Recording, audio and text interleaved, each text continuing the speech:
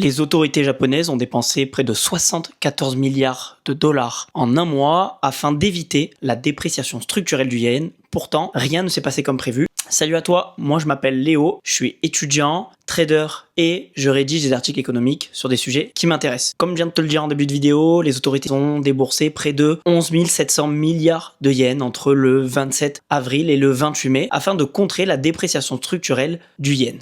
En effet, ces interventions ont été stériles de la part de la BOJ. Pourquoi ? Parce que la Fed maintient des taux entre 3,5 et 3,75, alors que la BOJ, elle, a des taux réels négatifs. On l'a déjà vu dans des précédentes vidéos, mais un taux d'intérêt plus haut dans une autre zone monétaire incite les flux de capitaux à venir dans cette zone-là. Et donc, c'est pour cela que les capitaux fuient le yen pour aller vers du dollar. En plus de cela, afin de financer ce rachat de yens de la part des autorités japonaises, le Japon est contraint de vendre ses titres de bons du trésor américain, ce qui, paradoxalement, par rapport à leur envie première, va faire grimper les taux des obligations américaines et donc attirer encore plus de capitaux. On a déjà traité ce sujet-là dans une précédente vidéo et dans un article précédent. Je t'incite à aller le voir si ça t'intéresse. Alors, quels sont les événements à retenir et les événements sensibles à venir ? Le 16 juin, on va avoir la réunion de la BOJ au niveau de sa politique monétaire. Le marché price déjà 78% de hausse de taux en raison d'une inflation